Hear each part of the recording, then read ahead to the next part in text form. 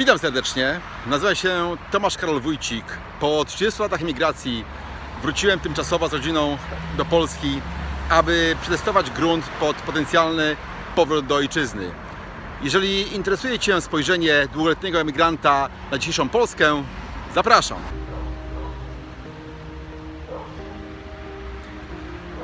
Ta bułka nafaszerowana pieczarkami z serem to zapiekanka i jedno z najbardziej popularnych w Polsce fast foodów.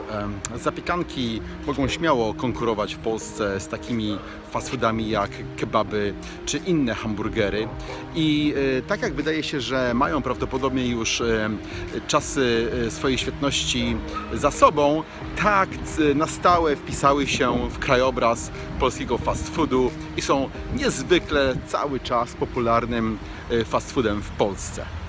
W połowie lat 70. Komunistyczna Polska zaczęła się coraz bardziej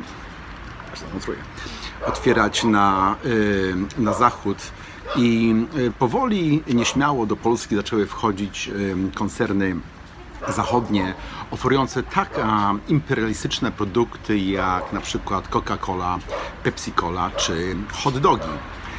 Popularność tych zachodnich, prawda, dóbr była niesamowita, ale tak jak nie było problemu z Coca-Colą czy Pepsi-Colą, szybko okazało się, że polska komunistyczna gospodarka planowa nie sprostała wymaganiom tak skomplikowanego produktu, jakim jest parówka drobiowa i poległa w walce o zapewnienie konsumentom w Polsce szerokiego i taniego i bezproblemowego dostępu do parówki. Jakiś genialny rodak wpadł na pomysł, że zamiast wypełniać bułkę tak deficytowym, drogim i trudno dostępnym produktem, jakim jest parówka mięsna, można przecież nafaszerować taką bułkę tanimi, smacznymi i powszechnie dostępnymi w Polsce grzybami. Dodać trochę do tego sera, też taniego i powszechnie dostępnego w PRL. Nachlapać na to trochę ketchupu, podgrzać w piecyku i już miało się produkt, który można było sprzedawać, prawda, wszędzie. Polacy oszaleli na punkcie zapiekanek i ten stan rzeczy tak naprawdę utrzymuje się do dnia dzisiejszego.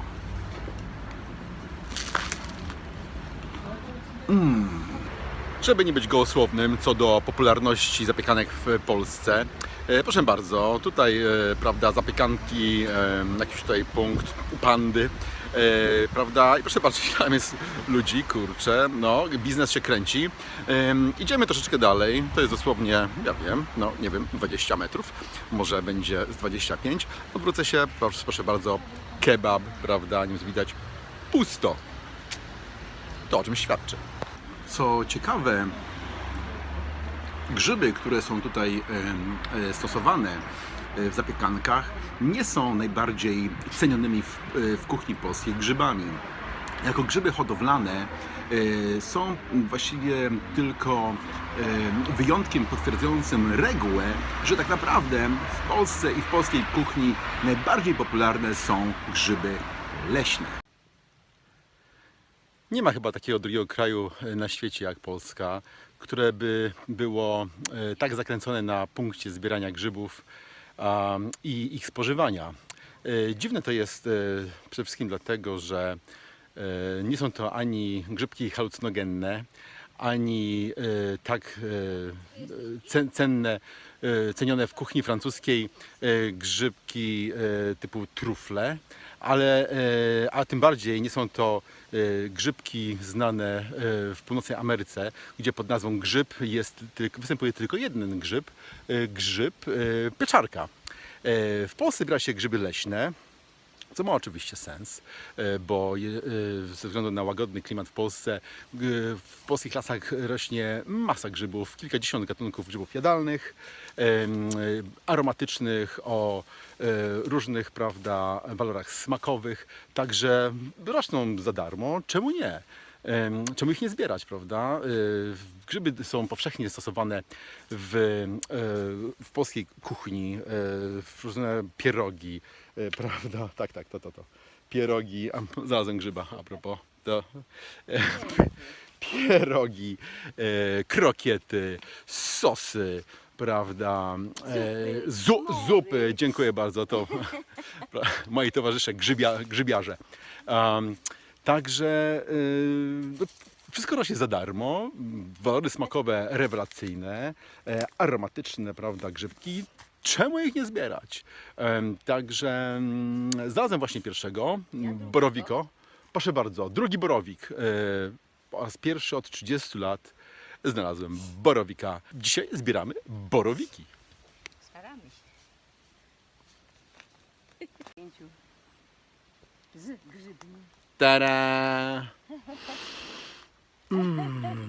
Zapach Czekaj, bo grzyba z polskiego tutaj lasu. ma sesję zdjęciową. Nie do podrobienia. Jest i numer 2. Się skubany schował. Zaraz go zademonstruję.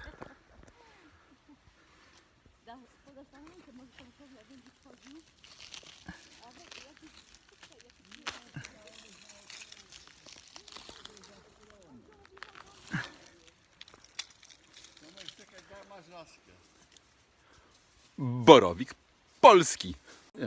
I jest i numer 3.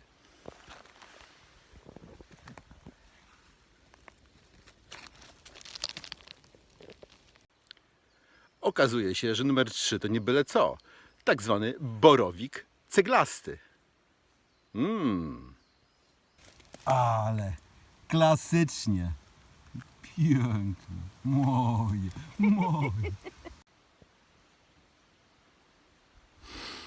Podgrzybek. Żeby nie było za dobrze, tak ładnie i pięknie, oprócz grzybów w polskim lesie można też oczywiście na każdym prawie kroku natrafić na takie oto klimaty.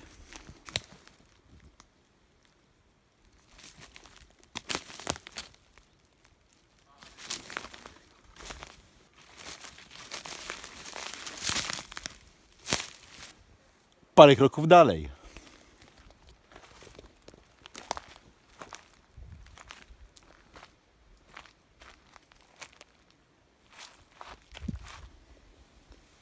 Pewnie gdzieś w pobliżu jest reszta samochodu. Zaraz się przekonamy. Zderzak od samochodu już mamy, a teraz oponę.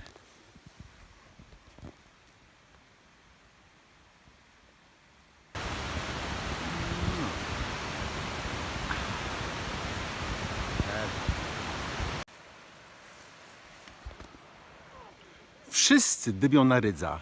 Ten wzrostem skromniejszy i mniej sławny w piosenkach, za to najsmaczniejszy, jakby powiedział słynny poeta. Mam następnego.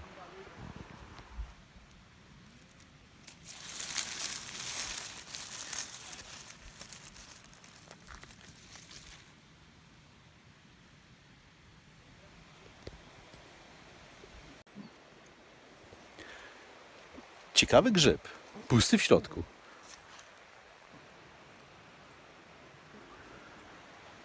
Ślinka leci. Wow, Ale czekaj, jeszcze odbierzemy te gałązki, Zastrany. żeby był widoczny w całości. Piękny, no tak. O, go ślina Oj wpadła. ty. Zaraz twoją siatkę wyrzucimy. To jest też kura. To jest rydzyc. No tak. Rydze, prawdziwki, podgrzybki, prawda? I wszelkie inne grzyby. Ale najlepszym grzybem jest ten oto grzybek. Mały, niepozorny, ale smakowo najwspanialszy. Kurka. Mua. Palce lizać. Na śniadanie jajeczniczka z rydzami. Mistrzostwo świata.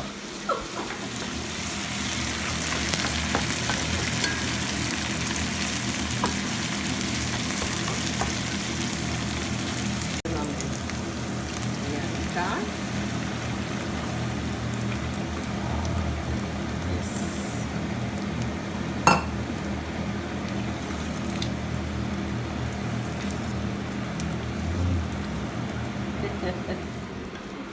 Już mam to w ustach. Jak we wszystkich krajach świata, także w Polsce, grzyby są dodatkiem do pizzy. Tyle, że tutaj zamiast faszerować pizzę zwykłymi, nudnymi pieczarkami, można kupić pizzę z aromatycznymi, przepysznymi kurkami.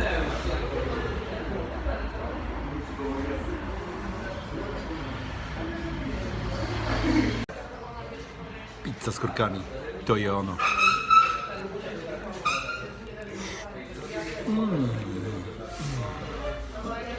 Jednym słowem, Polska i grzyby trzymają się razem, jak nie przymierzając kuchenka z gazem, i wszyscy wydają się być z tego faktu szczęśliwi.